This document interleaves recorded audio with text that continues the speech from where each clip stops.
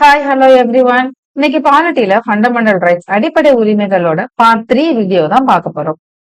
Already part 1 part 2 ரெண்டு video நம்ம cover பண்ணிட்டோம். அதை பார்த்துட்டு இந்த வீடியோ பார்த்தாதான் உங்களுக்கு அதோட கண்டினியூஷன் கிடைக்கும். இப்ப வாங்க நம்ம கிளாஸ்ல போகலாம். ஃபண்டமெண்டல் ரைட்ஸ் அடிப்படை உரிமைகளுக்கு கீழே 6 கேட்டகரி இருக்கு. இதுல ஃபர்ஸ்ட் 4 கேட்டகரி நம்ம பார்ட் 1 அண்ட் பார்ட் 2 வீடியோல பார்த்துட்டோம். Remaining category plus remaining articles தான் நம்ம இந்த கிளாஸ்ல பார்க்க போறோம். ஃபர்ஸ்ட் நம்ம பார்க்க போறது right to cultural and educational rights, கலாச்சாரம் மற்றும் கல்வி உரிமைகள். இதுக்கு கீழே 2 ஆர்டிகிள் கவர் ஆகுது. Article 29 and article 30.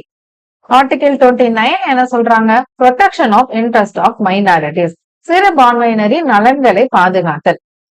அப்போ சிறுபான்மையினருக்கு சொல்லி தனித்துவமா லாங்குவேஜ், மொழி அப்படிங்கிறது இருக்கும், கலாச்சாரம் அப்படிங்கிறது இருக்கும். இதை எல்லாத்தையும் பாதுகாக்கிறதுக்கான உரிமையை ஆர்டிகிள் 29 கொடுத்திருக்கு. இதுக்கு கீழே 2 சப் கிளாஸ் இருக்கு. என்ன அப்படின்னா, இந்த மாதிரி தனித்துவமா இருக்கக்கூடிய லாங்குவேஜ், மொழியா இருந்தாலும் சரி, எழுத்தா இருந்தாலும் சரி, அவங்களோட கலாச்சாரமா இருந்தாலும் சரி, அதை பாதுகாப்பதற்கான முழு உரிமை அவங்களுக்கு இருக்கு. இப்ப எக்ஸாம்பிள், தமிழ்நாடு பீப்புள் வேற ஏதாவது ஒரு ஸ்டேட்ல, மிசோரம்லயோ வேற ஏதாவது ஒரு ஸ்டேட்ல ஒரு குரூப் ஆஃப் பீப்புள் இருக்கிறாங்க அப்படின்னா, அங்க அவங்க தனியா ஒரு அகாடமியோ இல்ல ஸ்கூலோ தமிழ் ஸ்டூடெண்ட்ஸுக்குன்னு சொல்லி ஓபன் பண்ணிக்கலாம். அதுக்கான உரிமை அவங்களுக்கு இருக்கு. என்ன ஆர்டிகிள் கீழே? ஆர்டிகிள் 29(1) கீழே. எதுக்காக அவங்க ஓபன் பண்றாங்க? இந்த மாதிரி அவங்க மொழிய பாதுகாக்கணும், அங்க இருக்க மக்களுக்கு அந்த மொழி தெரியாம போயிடக்கூடாது, அதை பாதுகாக்கணும் அப்படிங்கிற காரணத்துக்காக அதை ஓபன் பண்றாங்க. இதுதான் ஆர்டிகிள் 29(1)ல உங்களுக்கு சொல்லியிருக்காங்க. ஆர்டிகிள் 29(2) அரசு நடத்தக்கூடிய கல்வி நிறுவனங்களாக இருந்தாலும் சரி, அரசு உதவி பெறும் கல்வி நிறுவனங்களாக இருந்தாலும் சரி, இதை பேஸ் பண்ணி எதெல்லாம்? ரிலீஜியன், ரேஸ், காஸ்ட், லாங்குவேஜ், அதாவது மதம், இனம், ஜாதி, மொழி, இந்த அடிப்படையில யாருக்கும் அட்மிஷன் போட மாட்டோம், இந்த கல்வி நிறுவனங்கள்ல சேர்க்க மாட்டோம் அப்படின்னு யாருமே சொல்ல முடியாது அப்படிங்கிறத ஆர்டிகிள் 29(2). இப்ப ஹிந்தி தெரிஞ்ச ஒரு ஸ்டூடெண்ட் தமிழ்நாடு ஸ்கூல்ல அட்மிஷன் போட வர்றாங்க அப்படின்னா, இங்க தமிழ்ல தெரிஞ்சவங்களுக்கு மட்டும்தான் அட்மிஷன் போடுவோம் அப்படின்னு சொல்ல முடியாது. அதான் அடிப்படை உரிமைகளை, அந்த பையனுக்கான அடிப்படை உரிமை அப்படிங்கிறது அந்த இடத்துல பறிக்கப்படுது. அதுதான் இந்த ஆர்டிகிள் 29(2)ல சொல்லியிருக்காங்க. அப்ப எதெல்லாம் பேஸ் பண்ணி அப்படிங்கிறத நீங்க தெரிஞ்சுக்கணும். மதம், இனம், ஜாதி, மொழி. இதுல நீங்க நோட் பண்ண வேண்டியது, இதுல ஜெண்டரை அவங்க சொல்லியிருக்க மாட்டாங்க. ஏன்னா இப்ப நிறைய இடத்துல கேர்ள்ஸுக்குன்னு சொல்லி தனியா இன்ஸ்டிடியூஷன், கல்வி நிறுவனங்கள்லாம் வச்சிருக்காங்க. அதுல பாய்ஸ்க்கு அப்படிங்கிறது அலோடு கிடையாது. அப்ப அங்க போய் நம்ம இது எங்களோட அடிப்படை உரிமை, நீங்க இந்த ஸ்கூல்ல சேர்த்துக்கணும் அப்படின்னு சொல்ல முடியாது. ஏன்னா இதுல என்ன மட்டும் தான் கொடுத்திருக்காங்க? ரிலீஜியன், ரேஸ், காஸ்ட், லாங்குவேஜ், இந்த 4 அடிப்படையில தான் அட்மிஷன் மறுக்கப்படக்கூடாதுன்னு சொல்லியிருக்காங்க. ஜெண்டர் அடிப்படையில குறிப்பிடல அப்படிங்கிறதை நம்ம நோட் பண்ணி வச்சுக்கணும். Next article 30. ஆர்டிகிள் 30ல என்ன சொல்றாங்க? சிறுபான்மையினர் அவங்களுக்கான கல்வி நிறுவனங்களை நிர்வகிச்சுக்கலாம் அப்படிங்கறத ஆர்டிகிள் 30ல சொல்லியிருக்காங்க. அப்ப இந்த ஆர்டிகிள் 30 அப்படிங்கிறது யாருக்கு மட்டும்தான் பொருந்தும்? சிறுபான்மையினர், மைனாரிட்டிஸ்க்கு மட்டும்தான் பொருந்தும். வேறு எந்த வகையான சிட்டிசனுக்கும் இது பொருந்தாது. ஆர்டிகிள் 30 கீழேயும் சப் கிளாஸ் அப்படிங்கிறது இருக்கு. ஆர்டிகிள் 31ல என்ன சொல்றாங்க? Right of minorities to establish and manage educational institution, இந்த மாதிரி கல்வி நிறுவனங்களை நிர்வகிக்க அவங்களுக்கான உரிமை அப்படிங்கிறது இருக்கு.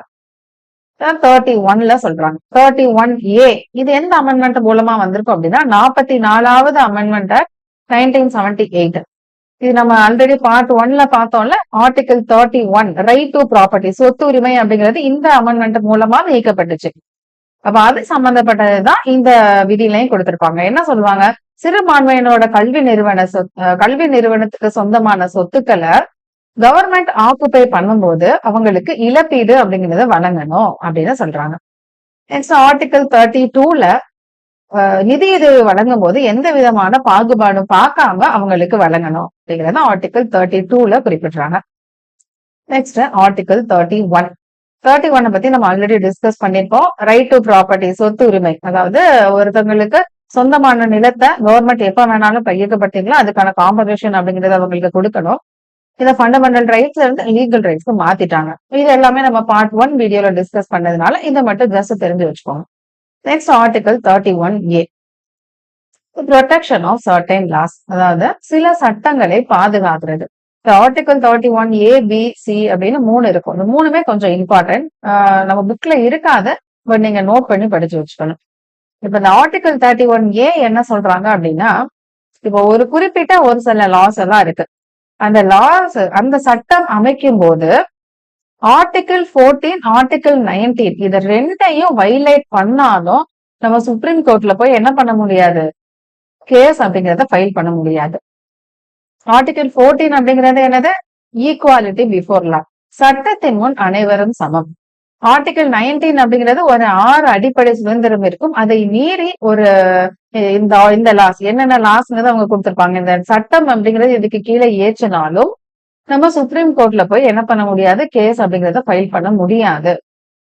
அதுதான் இந்த ஆர்டிகல் 31A, இந்த ப்ரொடெக்ஷன் ஆஃப் சர்டன் லாஸ், ஒரு சில சட்டங்களை பாதுகாப்பு. அது என்னென்ன லா அப்படிங்கறதே நம்ம தெரிஞ்சுக்கணும். First, government take over land. அரசு ஏதாவது நிலத்தை கைப்பற்றுறாங்க அப்படின்னா இது வந்து ஆர்டிகல் 14 and 19 வயலேட் பண்ணுது அப்படின்னு சொல்லிட்டு நம்ம கோர்ட் கிட்ட போய் கேஸ் ஃபைல் பண்ண முடியாது. Second, government managing private property. இப்ப தனியாருக்கு சொந்தமான ஒரு ப்ராப்பர்ட்டிய கவர்மெண்ட் என்ன பண்ணிக்கலாம், அவங்க எடுத்து அதை மேனேஜ் பண்ணிக்கலாம். அடுத்து, ஜாயினிங் ஆர் மெர்ஜிங் கம்பெனிஸ். இப்போ 2-3 கம்பெனிய ஒன்னா சேர்த்து அதை நிர்வகிக்க சொல்லலாம். Changing right of company owners or directors. இப்ப ஏதாவது ஒரு கம்பெனி ஓனர் இருக்காங்க அப்படின்னா அதை வந்து அவங்க சேஞ்ச் பண்றதுக்கான ரைட் கவர்மெண்ட்டுக்கு இருக்கு. Changing are ending mining right. Mining அப்படின்னா சுரங்க தொழில். சுரங்க தொழிலுக்கான அந்த உரிமைய கொடுக்கறதுக்கும் அதை எண் பண்றதுக்கும், அதாவது அந்த உரிமையை வந்து மாற்றுறதுக்கும் அதை முடிக்க வச்சுக்கிறதுக்கும் ஆன உரிமை அப்படிங்கிறது யாருக்கு இருக்கு, கவர்மெண்ட்டுக்கு இருக்கு. சோ இது எல்லாமே நம்ம பார்க்கும்போது ஆர்டிகல் 14 and 19 வயலேட் பண்ற மாதிரி தானே இருக்கு. சோ அததான் சொல்றாங்க, இந்த மாதிரி எல்லாம் மேக் பண்ணும்போது அந்த ஆர்டிகல் 14, 19 வயலேட் பண்ணா கூட நம்ம கோர்ட்ல போய் என்ன பண்ணக்கூடாது, சுப்ரீம் கோர்ட்ல போய் கேஸ் அப்படிங்கிறத ஃபைல் பண்ண முடியாது. இது என்னோட அடிப்படை உரிமையை மீறின செயல்களா இருக்கு அப்படின்னு சொல்லி குறிப்பிட முடியாது அப்படிங்கறதான் இந்த ஆர்டிகல் கீழே குறிப்பிடுறாங்க. அப்ப ஆர்டிகல் 31A அப்படிங்கறத குறிப்பிட்ட இந்த சொல்லக்கூடிய இந்த லாவை வந்து ப்ரொடெக்ட் பண்றதுக்காக அமைச்சது. Next, article 31B 9th schedule, 9வது அட்டவணை. 9வது அட்டவணைக்குள்ள ஒரு சட்டத்தை கொண்டு வந்து வச்சுட்டாங்க அப்படின்னா அத சுப்ரீம் கோர்ட்டோ ஹை கோர்ட்டோ ஜுடிஷியல் ரிவ்யூ பண்ண முடியாது. ஜுடிஷியல் ரிவ்யூ அப்படிங்கிறது அந்த சட்டமா இயற்றக்கூடிய சட்டம் ஃபண்டமெண்டல் ரைட்ஸ், அடிப்படை உரிமைக்கு உட்பட்டு தான் இருக்கா அப்படின்னு சொல்லிட்டு ஆய்வு பண்ண முடியாது ஹைகோர்ட்டாலேயோ சுப்ரீம் கோர்ட்டாலேயோ. இததான் வந்து 2007ல ஒரு கேஸ் ஃபைல் பண்றாங்க, ஐஆர் கோயல்கோ கேஸ்ன்னு சொல்லிட்டு. அந்த கேஸ்ல ஒரு ஜட்ஜ்மெண்ட் கொடுக்குறாங்க. என்ன கொடுக்குறாங்க அப்படின்னா, 9th ஷெட்யூல்குள்ள ஒரு சட்டத்தை கொண்டு வந்து வச்சாலும் அதை ஜுடிஷியல் ரிவ்யூக்கு உட்படுத்தலாம் அப்படின்னு சொல்லிட்டு ஒரு ஜட்ஜ்மெண்ட் கொடுக்குறாங்க.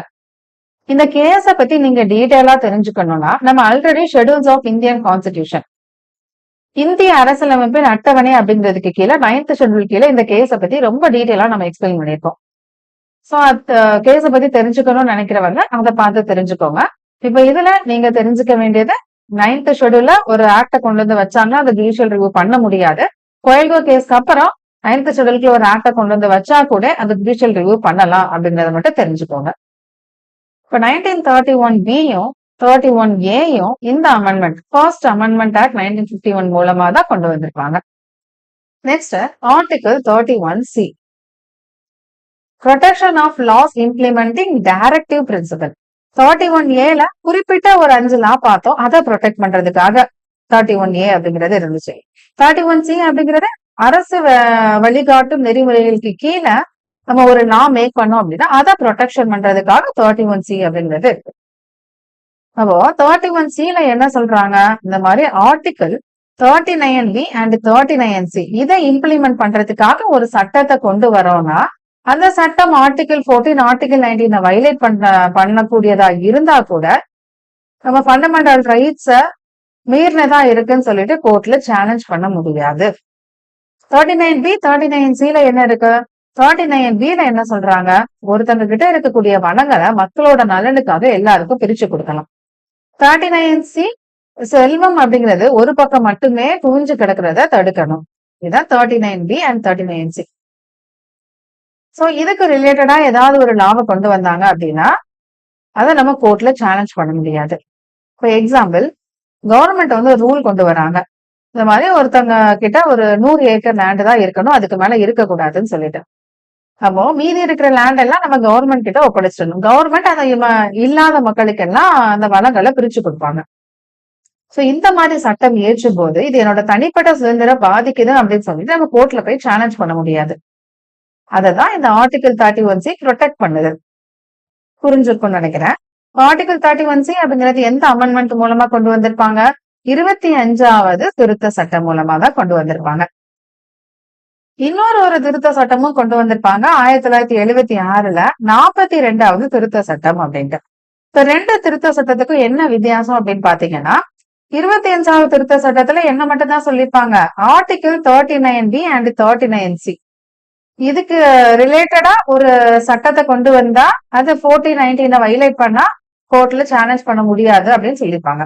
அதே இது 42வது திருத்த சட்டத்துல டிபிஎஸ்பி அரசுக்கு வழிகாட்டும் நெறிமுறைகளுக்கு கீழே அதுக்கு கீழே இருக்கிற ஆர்டிகிளுக்கு ரிலேட்டடா எந்த ஒரு லாவை நம்ம மேக் பண்ணாலும் அந்த லா 4019 வைலேட் பண்ணா கூட நம்ம சேலஞ்ச் பண்ண முடியாது அப்படிங்கிற மாதிரி ஒரு ரூல்ல கொண்டு வந்திருப்பாங்க. ஒரு சட்ட திருத்தத்தை கொண்டு வந்திருப்பாங்க 1976ல. சோ இதுதான் வந்து மினர்வா மில்ஸ் கேஸ் அப்படின்னு 1980ல கொண்டு வந்திருப்பாங்க. சோ அதுல என்ன சொல்லிருவாங்க, இந்த மாதிரி கொண்டு வந்தது இந்திய அரசியலமைப்புக்கு எதிரானது அப்படிங்கிற ஒரு கேஸ் ஃபைல் ஆயிரும். சோ அந்த கேஸ்க்கு அப்புறம் இப்போ இந்த ஆக்ட் 31C அப்படிங்கிறதே கிடையாது. எது மட்டும்தான் இருக்கு, ஃபர்ஸ்ட் இன்சர்ட் பண்ணாங்கல்ல 25வது அரசு திருத்த சட்டம் மூலமா கொண்டு வந்தாங்கல்ல 39B 39C, அது மட்டும் தான் வேலிட் ஆயிருக்கு. இத வந்து என்ன பண்ணிட்டாங்க, மினர்வா மில்ஸ் கேஸ்க்கு அப்புறம் இது வந்து செல்லாது அப்படின்னு சொல்லி 42nd அமெண்ட்மெண்ட் மூலமா கொண்டு வந்த திருத்த சட்டம் செல்லாது அப்படின்னு சொல்லி அறிவிச்சிருவாங்க. Next article 32. இது வந்து ரொம்ப இம்பார்ட்டன்டான article. Right to constitutional remedies, அரசியலமைப்பு தீர்வுகளுக்கான உரிமை. அதாவது அடிப்படை உரிமைகளை, நம்மளோட அடிப்படை உரிமைகள் எந்த இடத்துல எல்லாம் பறிக்கப்படுதோ அப்ப எல்லாம் நம்ம என்ன பண்ணலாம், சுப்ரீம் கோர்ட்லயே டைரக்டா போய் கேஸ் ஃபைல் பண்ணலாம் அப்படிங்கறத இந்த ஆர்டிகல் 32ல சொல்லியிருக்காங்க. இத டாக்டர் B.R. அம்பேத்கர் என்ன சொல்றாங்க, இந்த ஆர்டிகல் 32வை heart and soul of the constitution, நம்ம அரசியல் அமைப்பின் இதயமும் ஆன்மாவும் எது, ஆர்டிகல் 32 அப்படிங்கிறது டாக்டர் B.R. அம்பேத்கர் குறிப்பிடுறாங்க. 32க்கு கீழே ஒரு 4 சப் கிளாஸ் இருக்கு. ஒன்னொன்னா பார்க்கலாம். 32(1) எந்தெந்த இடத்துல எல்லாம் நம்மளோட ஃபண்டமெண்டல் ரைட்ஸ் அப்படிங்கறது பாதிக்கப்படுதோ அப்பெல்லாம் நம்ம சுப்ரீம் கோர்ட்டை போய் அணுகலாம். 32(2) சுப்ரீம் கோர்ட்டு நீதி பேராணைகள் அப்படிங்கறத வழங்கலாம். நீதி பேராணை அப்படிங்கிறது ரிட்ஸ் அப்படிங்கிறது ரொம்பவே முக்கியமான ஒரு டாபிக். நம்ம இதோட கண்டினியூஷனா அப்படியே சேர்த்து பார்த்துடலாம். 32(3) என்ன சொல்றாங்க, பார்லிமெண்ட் நினைச்சா மத்த கோர்ட்டுக்கும் நீதி பேராணைகள் வழங்குறதுக்கான உரிமையை அளிக்கலாம். 32(4) எந்த ஒரு சிச்சுவேஷன்லயும் ஆர்டிகல் 32, அதாவது ஆர்டிகல் 32வை இடைநீக்கம் பண்ண முடியாது. ஒரே ஒரு சூழ்நிலையே தவிர எமர்ஜென்சி சிச்சுவேஷனா மட்டும்தான் இதை வந்து ஸ்டாப் பண்ணி வைக்கணும். வேற எந்த சூழ்நிலையும் இந்த ஆர்டிகலை இடைநீக்கம் பண்ண முடியாது அப்படிங்கிறத 32(4)ல குறிப்பிடுறாங்க. இப்ப ரிட்ஸை பத்தி நம்ம பார்க்கலாம். ரிட் அப்படிங்கிறது நீதி பேராணை. நீதி பேராணை அப்படிங்கிறது ஒரு நீதிமன்றம் சட்டபூர்வமா இந்த செயலை செய்யக்கூடாது அப்படின்னு கட்டளை இடுறது, இல்லைன்னா இந்த செயலை செய் அப்படின்னு உத்தரவிடுறது. இதுதான் நீதி பேராணை அப்படிங்கிறது. இதுல 5 டைப் இருக்கு. என்னெல்லாம், ஏபிஎஸ் கார்பஸ் ஆட்கொணர்வு நீதி பேராணை, மேண்டமஸ் கட்டளை நீதி பேராணை, புரோகிபிஷன் தடை நீதி பேராணை, செர்டியோரேரி தடை மாற்று நீதி பேராணை, குயோபாலண்ட உரிமை வினா நீதி பேராணை. இந்த 5 பத்தி தான் நம்ம டீடைலா பார்க்க போறோம். ஃபர்ஸ்ட் ஏபிஎஸ் கார்பஸ் ஆட்கொணர்வு நீதி பேராணை. இல்ல ஹேபியஸ் கார்பஸ் அப்படிங்கிறதுக்கான மீனிங் என்ன அப்படின்னா, to have the body. Corpus அப்படின்னா டு ஹேவ் த பாடி அப்படின்னு அர்த்தம். இப்ப மீனிங் இது என்ன இருக்கு, ஆட்கொணர் நீதி பேராணை. அப்ப இந்த பேர்லயே இருக்கு ஆட்கொணர் அப்படின்னா அந்த ஆளை கொண்டு வந்து நிப்பாட்டணும். இல்லீகலா சட்டத்துக்கு புறம்பா ஒருத்தவங்களை கைது செஞ்சுட்டாங்க அப்படின்னா ஏபிஎஸ் கார்பஸ் பெட்டிஷனை நம்ம சுப்ரீம் கோர்ட்ல சப்மிட் பண்ணோம்னா 24 மணி நேரத்துக்குள்ள அந்த பர்சனை கோர்ட்ல ஆஜர்படுத்தியே ஆகணும். ஏன்னா இல்லீகலா ஒருத்தவங்களை அரெஸ்ட் பண்ணிட்டு அவங்க போய் என்னனாலும் அவங்க இஷ்டத்துக்கு பண்ணிட முடியாதுல்ல. அதுக்காக தான் இந்த மாதிரி ஒரு ரிட் அப்படிங்கறத கொண்டு வந்திருக்காங்க. ஏபிஎஸ் கார்பஸ் யாருக்கு அகேன்ஸ்டா இஷ்யூ பண்ணுவாங்க அப்படின்னா பப்ளிக் அத்தாரிட்டிஸ், பொது அதிகாரிகளுக்கு அகேன்ஸ்டாவோ இல்ல தனியார் நபர், தனிப்பட்ட ஒரு நபர் அவரை இல்லீகலா ஒரு இடத்துல லாக் பண்ணி வச்சிருக்காங்க அப்படின்னாலும் அவங்க இந்த வழக்கை தொடரலாம். இது யார் இது கேஸ் ஃபைல் பண்ணுவாங்க? ஒண்ணு அந்த தடுத்து வைக்கப்பட்டுள்ள அந்த நபரோ இல்லைன்னா அவங்க சம்பந்தப்பட்ட யாரோ ஒருத்தங்களோ அதை இதை என்ன பண்ணலாம், ஏபிஎஸ் கார்பஸ் பெட்டிஷனை ஃபைல் பண்ணலாம். யாருக்கு அகேன்ஸ்டா ஏபிஎஸ் கார்பஸ் பண்ணக்கூடாது அப்படிங்கிறது ரொம்ப இம்பார்ட்டன்ட். ஃபர்ஸ்ட், நீதிமன்றத்தோட உத்தரவோட பேர்ல தான் ஒருத்தங்களை அரெஸ்ட் பண்ணி வச்சிருக்காங்க அப்படின்னா அவங்கள கொண்டு ஆஜர்படுத்தணும்னு சொல்லி நமக்கு ஏபிஎஸ் கார்பஸ் பெட்டிஷன் போட முடியாது. செகண்ட், சட்டப்படி அங்கீகரிக்கப்பட்ட சிறை வைப்பு. இப்போ பிரிவென்டிவ் டிடென்ஷன், தடுப்பு காவல் சட்டத்துல ஒருத்தவங்களை கஸ்டடியில வச்சிருக்காங்க அப்படின்னா அவங்களையும் ஆஜர்படுத்த சொல்லி நமக்கு ஏபிஎஸ் கார்பஸ் பெட்டிஷன் போட முடியுது. அடுத்து, detention outside the courts jurisdiction, அதாவது அந்த நீதிமன்ற அதிகார எல்லைக்கு உட்பட்டு இருந்தா மட்டும்தான் அவங்க ஏபிஎஸ் கார்பஸ் பெட்டிஷன் அக்செப்ட் பண்ண முடியும். இப்ப வெளிநாட்டுல போய் ஒருத்தவங்களை அரெஸ்ட் பண்ணிட்டாங்க அப்படின்னா நம்ம கண்ட்ரில போய் ஏபிஎஸ் கார்பஸ் பெட்டிஷன் கொடுத்து அவங்களை ஆஜர்படுத்தணும் அப்படின்னு சொல்லி சொல்ல முடியாது. ஏன்னா அது அவங்க கட்டுப்பாட்டுக்குள்ள இருக்கக்கூடிய ஏரியா கிடையாது. அடுத்து லாஸ்டா, சட்டமன்றம் அல்லது நீதிமன்ற அவமதிப்பு காரணமாக சிறை வைப்பு. இதே மாதிரி இந்த மாதிரி கோர்ட்டை அவமதிச்சிருக்காங்க, அது மூலமா ஒருத்தவங்களை சிறை வச்சிருக்காங்க அப்படின்னா அதுக்கு அகேன்ஸ்டாவும் நம்ம ஏபிஎஸ் கார்பஸ் பெட்டிஷன் அப்படிங்கிறது போட முடியாது. தெளிவா புரிஞ்சிருக்கோம். நெக்ஸ்ட், மேண்டமஸ், கட்டளை நீதி பேராணை. நீதிமன்றம் ஒரு அரசு அதிகாரிகளுக்கோ அரசு சம்பந்தப்பட்ட அமைப்புகளுக்கோ இல்ல அவங்களுக்கு கீழே இருக்கக்கூடிய நீதிமன்றத்துக்கோ அவங்க செயலை செய்ய தவறும் போது இந்த செயலை செய் அப்படின்னு சொல்லி கட்டளை இடுறதுதான் மேண்டமஸ், கட்டளை நீதி பேராணை அப்படிங்கிறது. மேண்டமஸ் அப்படிங்கிறதுக்கான மீனிங்கே வி கமெண்ட் அப்படிங்கிறதுதான். சோ நீங்க அந்த நேம வச்சு அதுக்கு கீழே இருக்கக்கூடிய மீனிங் என்ன அப்படிங்கிறது ஈஸியா புரிஞ்சுக்கலாம். இது அப்ப யாருக்கெல்லாம் இஷ்யூ பண்றாங்க? கவர்மெண்ட் அபிஷியல்ஸ்க்கு, அதுக்கப்புறம் கவர்மெண்ட் பாடிஸ்க்கு, தீர்ப்பாணைகள், ட்ரிபியூனல்ஸ்க்கு, அவங்க கீழே இருக்கக்கூடிய நீதிமன்றங்களுக்கு. இப்ப ஹை கோர்ட்டா இருந்துச்சுன்னா அவங்களுக்கு கீழே உள்ளது, சுப்ரீம் கோர்ட்டா இருந்தா ஹை கோர்ட், அதே மாதிரி அதுக்கு கீழே இருக்கக்கூடிய எல்லா கோர்ட்டுமே அடங்கும். யாருக்கு வழங்க மாட்டாங்க அப்படிங்கிறது ரொம்ப இம்பார்ட்டன்ட். ஃபர்ஸ்ட், தனிப்பட்ட நபர்களுக்கு இது கட்டளையிட மாட்டாங்க, நீங்க இந்த மாதிரி செய்யணும் அப்படின்னு சொல்லிட்டு. அதே மாதிரி பிரைவேட் ஆர்கனைசேஷன், தனியார் நிறுவனங்களுக்கும் கட்டளையிட முடியாது. பிரசிடென்ட், கவர்னர் அவங்களுக்கும் என்ன சொல்ல முடியாது, இந்த வேலையை நீங்க செய் அப்படின்னு சொல்லி கட்டளையிட முடியாது. அதுக்கப்புறம் உயர் நீதிமன்ற தலைமை நீதிபதி இவங்களுக்கும் என்ன பண்ண முடியாது, மேண்டமஸ் அப்படிங்கறத இஷ்யூ பண்ண முடியாது. நெக்ஸ்ட், ப்ரொகிபிஷன், தடை நீதி பேராணை. தடை அப்படின்னா அவங்க ஒருத்தங்க செய்யக்கூடிய விஷயத்த தடை பண்றது, அதுதான் ப்ரொகிபிஷன், தடை நீதி பேராணை அப்படிங்கிறது. இது எதுக்காக கொண்டு வராங்க அப்படின்னா, இப்போ கீழே இருக்கக்கூடிய நீதிமன்றங்களோ இல்லைன்னா ஏதோ ஒரு அரசு துறைகளோ அவங்களுக்குன்னு ஒரு சில ரெஸ்ட்ரிக்ஷன் எல்லாம் இருக்கும், அவங்களுக்குன்னு ஒரு சில பவர் எல்லாம் இருக்கும். அந்த பவருக்குள்ளதான் அவங்க என்னன்னாலும் செயல்பட்டு இருக்கலாம். அதை மீறி ஒருத்தங்க செயல்படும் போது அதை தடை பண்றதுதான் இந்த ப்ரொகிபிஷன் அப்படிங்கிறது, ப்ரொகிபிஷன் ரிட் அப்படிங்கிறது.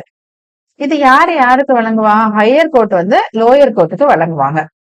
இப்ப மேண்டமஸ் அப்படிங்கிறது ஜஸ்ட் கமெண்ட் பண்ற மாதிரி, இதை பண்ணுங்க அப்படின்னு சொல்ல மாதிரி சொல்றதுதான் மேண்டமஸ் அப்படிங்கிறது. ஆனா ப்ரொகிபிஷன் அப்படிங்கிறது அவங்க செய்யக்கூடிய செயலை ஸ்டாப் பண்றது. ரெண்டுக்கும் வித்தியாசம் புரியும். மேண்டமஸ் அப்படிங்கிறது ஜஸ்ட் இப்படி பண்ணுங்க அப்படின்னு சொல்லி உத்தரவிடுறது. இது அவங்க ப்ரொகிபிஷன் அப்படிங்கிறது அவங்க மேற்கொள்ளக்கூடிய அந்த செயலை அப்படியே ஸ்டாப் பண்ணி நிறுத்தி வைக்கிறது.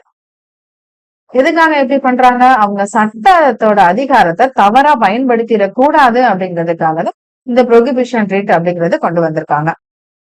இது யாருக்கு அகேன்ஸ்டா இஷ்யூ பண்ணக்கூடாது? சட்டமன்றங்களுக்கு அகேன்ஸ்டா வழங்க முடியாது. அட்மினிஸ்ட்ரேட்டிவ், நிர்வாக அமைப்புகள், அப்புறம் தனிநபர்களுக்கு அகேன்ஸ்டா நம்ம வழங்க முடியாது. அப்ப தனிநபர்களுக்கு இஷ்யூ பண்ணக்கூடிய ஒரே ரிட் என்ன அப்படின்னா ஹேபியஸ் கார்பஸ் மட்டும்தான், வேற எதுவுமே தனிநபர்களுக்கு வராது. செர்டியோரேரி, தடைமாற்றி நீதி பேராணை. இதுக்கான லத்தீன் மீனிங் என்ன அப்படின்னா டு பி சர்டிஃபைட், சான்றளிக்கப்பட்ட. இதுவுமே ஹையர் கோர்ட் லோயர் கோர்ட்டுக்கு இஷ்யூ பண்றாங்க. இப்ப லோயர் கோர்ட் ஏதாவது ஒரு டெசிஷன் எடுத்துட்டாங்க அப்படின்னா அந்த டெசிஷன் இந்த மூணுக்கும் அகெயின்ஸ்டா இருந்துச்சு, அதாவது அவங்க அதிகார வரம்புக்கு இல்லாம செயல்படுறாங்க, இல்ல அவங்க அதிகாரத்துக்கு அப்பால் செயல்படுறாங்க, இல்ல அவங்க கொடுக்கக்கூடிய அந்த நீதி அப்படிங்கிறது நியாயமற்ற விசாரணை இல்லாம மேற்கொள்ளட்டாங்க அப்படின்னா அந்த ஆர்டரையே என்ன பண்ணிடலாம், கேன்சல் பண்ணிடலாம், குவாஷ் பண்ணிடலாம் அப்படிங்கறதா இந்த செர்டியோரி ரிட். அப்ப அவங்க மேற்கொண்ட இந்த டிசிஷன் அவங்க என்ன பண்ணுவாங்க, சர்டிஃபை பண்ணுவாங்க. அதுதான் செர்டியோரி ரிட் அப்படிங்கிறது. சோ இதுக்கு யாருக்கு அகேன்ஸ்டா இதை வழங்க முடியாது, லெஜிஸ்லேட்டிவ் பாடி சட்டமன்ற அமைப்புகளுக்கு அகேன்ஸ்டா இஷ்யூ பண்ண முடியாது. முற்றிலும் நிர்வாக அதிகாரிகள் பியூர்லி அட்மினிஸ்ட்ரேட்டிவ் அத்தாரிட்டிஸ்க்கு இதை இஷ்யூ பண்ண முடியாது. தனியார் நபர்களுக்கும் இதை இஷ்யூ பண்ண முடியாது. நெக்ஸ்ட் லாஸ்ட் ரிட் என்ன அப்படின்னா, ப்ரொஹிபிஷன் செர்டியோரிக்கான டிஃபரன்ஸா நீங்க தெளிவா புரிஞ்சுக்கணும். ப்ரொஹிபிஷன் அப்படிங்கிறது ஒரு ஆக்ஷனை பண்றதுக்கு முன்னாடி அதை வந்து தடுத்து நிறுத்துறது. இப்ப செர்டியோரி அப்படிங்கறது ஒன்ஸ் அதை தப்பு அவங்க ஒரு டெசிஷன் எடுத்ததுக்கு அப்புறம் அதை கரெக்ட் பண்றதுதான் செர்டியோரி அப்படிங்கிறது. லாஸ்ட் ரிட் கியோ வாரண்ட், உரிமை வினா நீதி பேராணை. இப்போ கியோ வாரண்டோ அப்படிங்கிறது, இப்போ இல்லீகலா ஒரு அரசு பதவியில போய் ஒருத்தவங்க உட்கார்ந்துட்டாங்க அப்படின்னா அவங்க எந்த அதிகாரத்தினால இந்த பதவியை வந்து வகிச்சிருக்காங்க அப்படிங்கிற கேள்வி கேட்க உரிமை யாருக்கு இருக்கு, சுப்ரீம் கோர்ட்டுக்கு இருக்கு. இப்போ எக்ஸாம்பிள், நம்ம ஒரு அரசு அதிகாரியா போய் உட்காரணும் அப்படின்னா எக்ஸாம் எழுதி அதை கிளியர் பண்ணி கரெக்டான அந்த கவுன்சிலிங் எல்லாம் போயிட்டு அந்த ஆர்டர் வாங்கி நம்ம போய் உட்காருவோம். அப்படி இல்லாம வேற வழியில யாராவது ஒருத்தங்க போய் அந்த பதவியில உட்காரும் போது என்ன பண்ணலாம், நம்ம இந்த மாதிரி கியோ வாரண்ட் பெட்டிஷனை போடலாம்.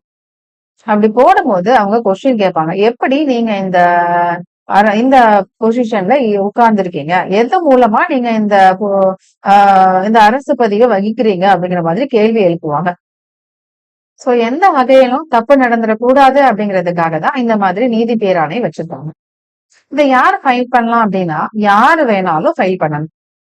யாருக்கு அகேன்ஸ்டா, யாரெல்லாம் இந்த மாதிரி பப்ளிக் ஆபீசர் இல்லீகலா சட்டப்பூர்வ அதிகாரம் இல்லாம ஒரு பொது அலுவலகத்தை யாரெல்லாம் வகிச்சிருக்காங்களோ அவங்களுக்கு அகேன்ஸ்டா இதை நம்ம இஷ்யூ பண்ணலாம். ரிட்ஸ் அப்படிங்கறது இதோட முடிஞ்சிருச்சு. மீதி இருக்கிற ஆர்டிகல்ஸ், ஆர்டிகல் 33, 34, 35 பார்த்துட்டோம் அப்படின்னா இந்த கிளாஸ் அப்படிங்கிறது முடிஞ்சது.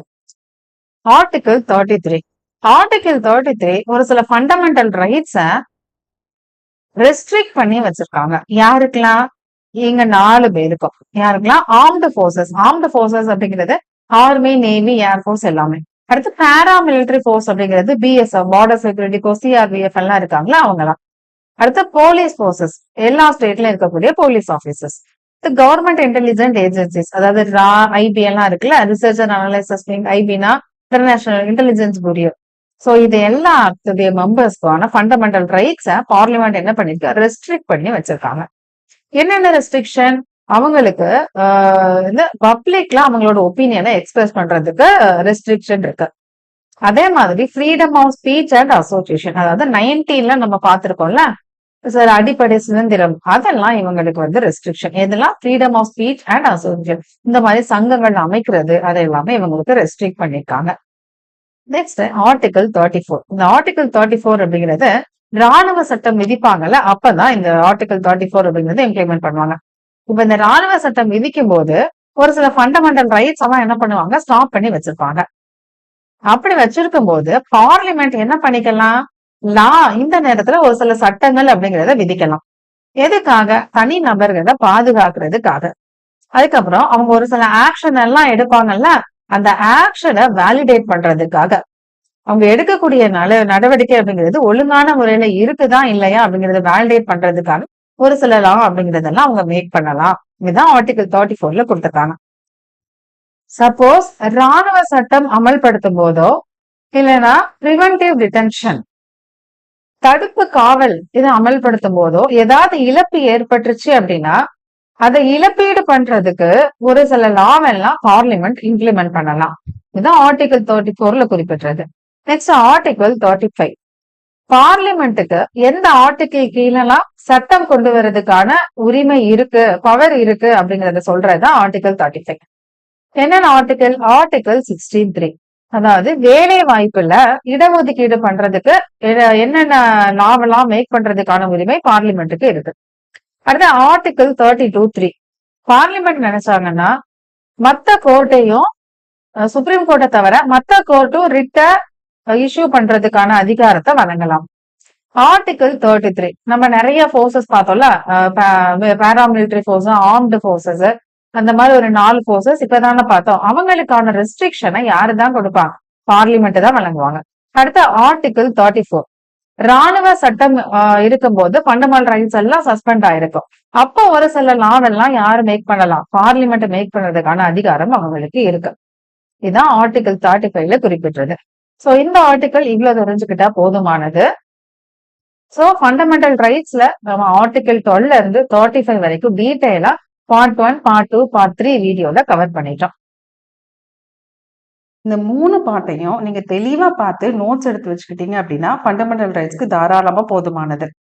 ஏன்னா இப்ப ரீசன்ட் டேஸ்ல புக்கையும் தாண்டி நிறைய விஷயங்கள் வெளியில இருந்து கேட்கறதுனால நீங்க கட்டாயமா அந்த எக்ஸ்ட்ரா பாயிண்ட்ஸ் எல்லாம் படிச்சு நோட் பண்ணி வச்சுக்கோங்க. இந்த வீடியோ எப்படி இருந்துச்சு அப்படிங்கறத மறக்காம கமெண்ட் பண்ணுங்க. பிடிச்சிருந்ததுன்னா உங்க ஃப்ரெண்ட்ஸுக்கு ஷேர் பண்ணுங்க. சப்ஸ்கிரைப் பண்ணிக்கோங்க. தேங்க்யூ.